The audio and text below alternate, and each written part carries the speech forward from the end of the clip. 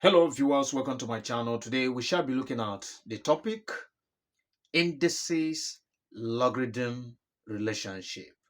In other words, the relationship between indices and logarithm. And that's exactly what we have on the board. For instance, if log n base b, this is how we interpret it, log n base b, but some people will call it log b base n. That is not how it's being stated. It should be log n base b equal to x. This particular equation is in the form of logarithm. How do we now express it to be in the form of indices? That is when we talk about indices-logarithm relationship. And look at how we do that. To express this logarithm in the form of indices, all we need to do is to interchange between the log we are talking about here is log n, and the number at the other side of the equality sign. That is n and x. We change position. Look at how it means. If log n base b is equal to x, then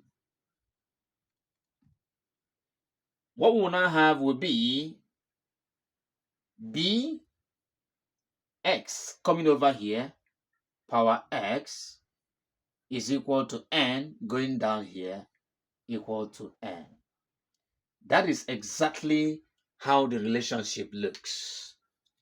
What it means is that whenever an equation in terms of logarithm is given and you are asked to express that particular logarithm in the form of indices, all you need to do is to interchange between the log and the number at the other side of the equality sign.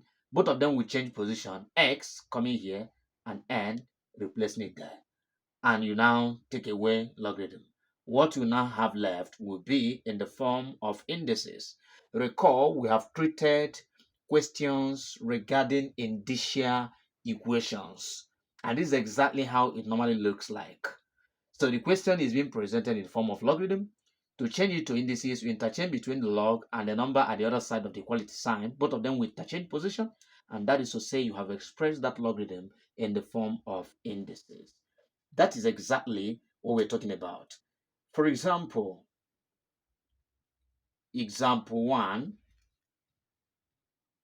if for example we have 2 to the power 5 equal to 32, and you're asked to write this in the form of logarithm.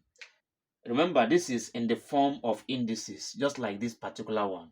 Both of them look alike. So to write this in the form of logarithm, what do? We have to get this one here and take 5 back to the other side and introduce our logarithm. That is how to interchange between indices and logarithm. This one is in the form of indices, while this one is in the form of logarithm. If I want to change this one back to logarithm, all I need to do is to carry n and bring it back here and take x to the other side and introduce logarithm. That will look perfectly like this. But in the case of this number 1 question, 2 raised to power 5 is equal to 32 is in the form of indices. So to write this in form of logarithm, all we need to do is to interchange between 32 and 5. 32 coming here and 5 going back to the other side. The answer will now look like this. That will now be log in base 2. Then 35 coming over here is equal to 5 going to the other side. This will now be in the form of logarithm. That is exactly what we are talking about. It's being given to us in the form of indices, and we're asked to write it in the form of logarithm. All you do is just to interchange between what you have here as a power with what you have at the other side of the equality sign. Both of them switching position will give you in the form of the other. That is exactly how to do this. If you now have it this way, I want you to give me the answer to this example 2. Example 2. If you have log 256 base 4 is equal to x. This time around, the question is in the form of logarithm because there is logarithm in it. So how do we now express this to be in the form of indices? What we are to do is to interchange between what we have on the other side of the equality sign with the log itself here. That means this interchanging position with this one, just like we indicated here. All right, so and remove the logarithm. That will now introduce us what we call the indicial equation. That will now look like this. For x coming over here to the power x is equal to 256 going to the other side to replace that x there.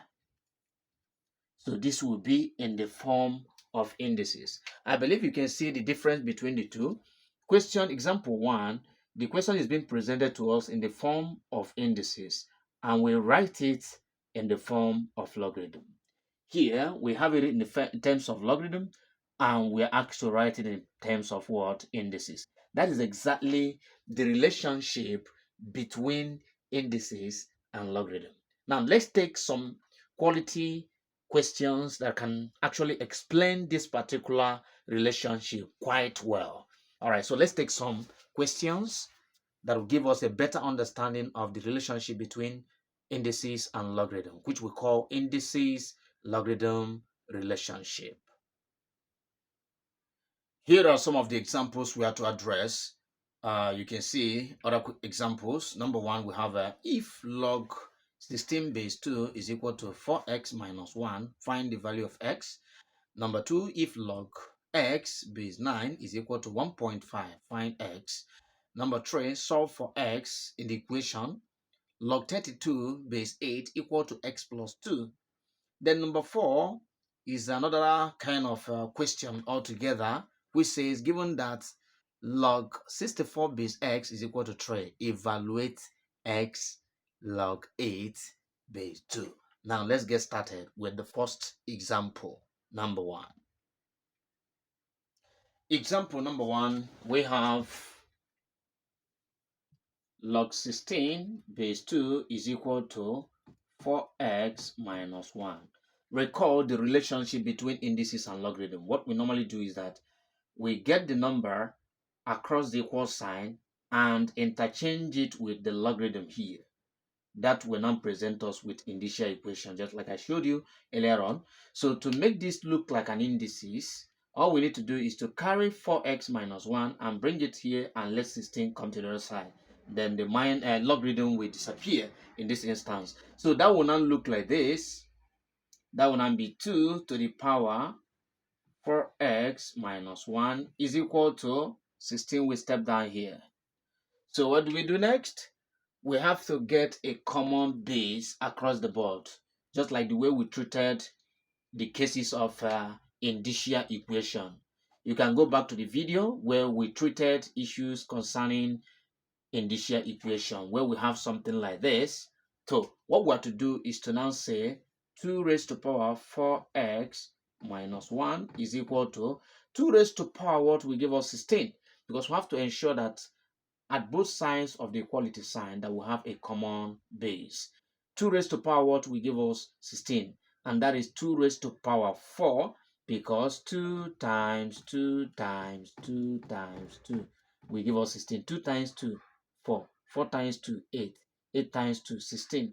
And that is why 2 raised to power 4 is the same thing as 16. Now that we have a common base, what we have to do is to do away with the base and go with their powers. That will now present us with 4x minus 1 is equal to 4.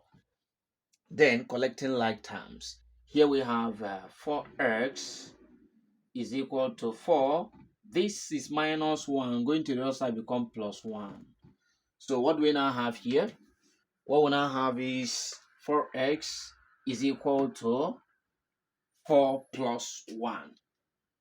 So what we'll now have there will be 4x is equal to 5. then all we need to do is to divide both sides by the coefficients of x. The answer to the question will now be x is equal to 5/4. Or you write it as one whole number 1/4 in a mixed fraction form. I hope this is quite clear. You can see that is exactly to show the application of indices logarithm relationship. That is, be interchanging this and this.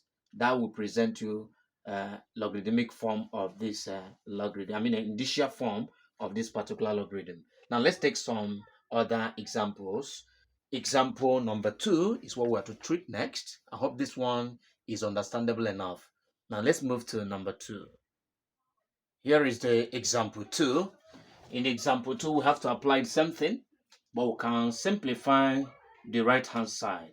That will now give us log x base 9 is equal to transforming this decimal to fraction. That means 15/10. That is calling this point here 1 and call the other one 0. That will give us 15/10. That's changing decimal to fraction. All right, so we can reduce this to the lowest term. 5 divide this will give us 3. 5 divide this will give us 2. So we have it as log x base 9 is equal to 3/2. All right, so now applying the relationship between indices and logarithm, we let this come over to this side and let x move over to the other side. That will now present us with the indicial form of this logarithm. So that will now be 9 to the power 3/2. That means this one coming over here and x going to the other side. That is exactly what we have. So we can write it as x is equal to 9 to the power 3/2, which we can still simplify further. All right, so as an indices, recall the law of indices, which says x to the power a over b, where the power as a fraction, the denominator part of it represents the root, while the numerator part of it represent power. So in this case now, any number that is here tells you the type of root. In the case of this one, 2 is here. So 2 represents square root, while the one on top represents 3 here, which is what? Power. So the way we are to express this will now be the root of b, depending on number you have here. If it's 2, becomes square root. If it's 3, becomes cube root.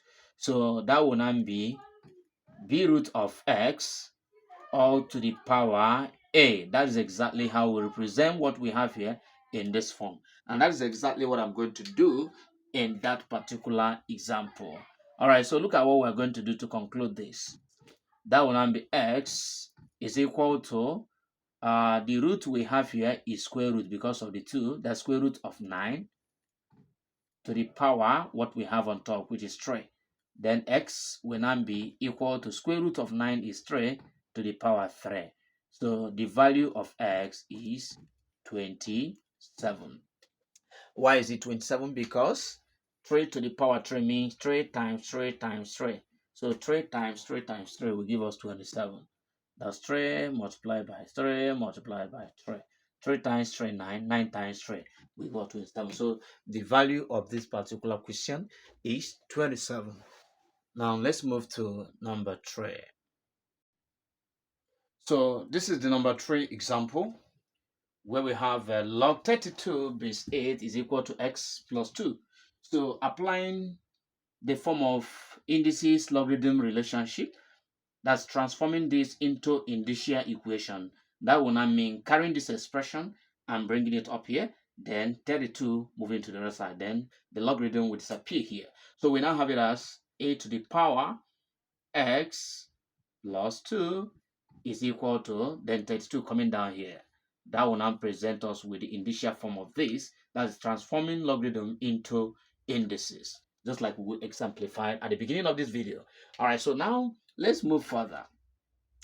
We have 8 here as a base, we have 32 here as a base, but our interest is to ensure that both sides have the same base. How do we transform 8 and 32 in such a way that both of them will possess the same base? That is actually 2 can give us that particular direction, of which we know that 2 raised to power 3 will give us 8. Here, 2 raised to power 5 will give us 32. So I will transform this into a common base of 2. So here, for the 8, 2 raised to power 3 is the same thing as 8, because 2 times 2 times 2 will give us 8. Then we already have this power before that. That is x plus 2. Then for this side, 2 raised to power what will give us 32, and that is 5, because 2 times 2 times 2 times 2 times 2 into 5 will give us 32. That's to say, 2 multiplied by 2, 4. 4 times 2, 8. 8 times 2, 16. 16 times 2 will give us 32. That is 2 raised to power 5. Now that we have a common base of 2, we do away with the bases and go with the powers that we have. Then let's open the bracket of the power that we have here. 3 times x will give us 3x, plus 3 times 2 will give us 6, is equal to the base that we have, the power that we have here, which is 5. Then collecting like terms, then 5 will have to move to the other side, and we'll have it as 3x is equal to 5. 6 moving over to the other side, because it's positive 6 here, going to the other side become minus 6. So we have it as 3x is equal to 5 minus 6. 5 minus 6 will give us negative 1. Negative 1. Alright, so solving for x, dividing by the coefficients of x, x will now be equal to negative 1 over 3. That becomes the answer to the question. Minus 1 over 3. I hope this is quite clear enough. Alright, so let's now take the last question of this particular section. Now here is the last example we have for today's section. Alright, so we have it as given that log 64 base x is equal to 3. Then we evaluate the value of x that we're going to get here in x log 8 base 2. So let's simplify the first equation that we have here and apply it in this particular one. So what we're going to do, as we have it, log 64 base x is equal to 3. What do? We apply indices here in order to eliminate this logarithm. That's by letting 3 come this way and 64 coming over to this side. That will now be x to the power 3 is equal to the 64 stepping down here. So when we have x cubed equal to 64, when you have cube, you apply cube root. So that will now become x is equal to the cube root of 64. What is the cube root of 64? The cube root of 64 is 4, because 4 multiplied by 4 multiplied by 4 into 3 places. We're talking about the cube root. 4 times 4 is 16. Then 16 times 4 will give us 64. So the cube root of 64 is 4. All right, so let's apply this now that we've gotten the value of x. So they say we should evaluate it here, meaning that wherever we find x here, we should replace it with 4. All right, so to do that, since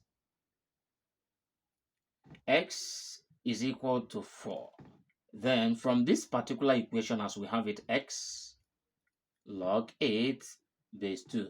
So in place of x here, we replace with 4 log 8 base 2. All right, so to simplify this further, all we need to do is to follow this law of logarithm, which says as we have 2 here, then 2 raised to power what will give us this 8? 2 raised to power 3. Recall the law of logarithm, which says if you have, for example, log a power c base b, when you have it as 3 steps like this, the third one here has to be stepped down. It has to be stepped down. You now have it as c log a base b. That is exactly what we're going to do to this. Now that we have it up to 3 steps, we'll have to step down 3. So that will now be 4 multiplied by the 3 that will come down here, log 2 base 2. And we know in mathematics logarithm that any log to its base is equal to 1. Any log to its base is equal to 1. So applying the same here, 4 times 3 will give us 12. Then times log 2 base 2 will give us 1, because any log to its base is equal to 1. So the answer to this is equal to 12. So 12 is the solution to this particular example. So you can use the idea that you collect from here to be able to solve the questions that I've given to you in the document sent in the platform. I'll be giving some other examples here, so you'll be able to join it with the ones you already have there. Here are some assignments. Number 1, solve the equation log x squared base 2 equal to minus 6. If, number 2, if log p base 2 is equal to 3, find p. Number 3, given that 10 to the power x is equal to 3, express log 300 base 10 in terms of x. That is to say, you make x real formula in that form. Have a nice day and keep your fingers crossed as we continue to post more videos. Please don't forget to click on the subscribe button so that you'll be able to get subsequent videos as they come online. Bye.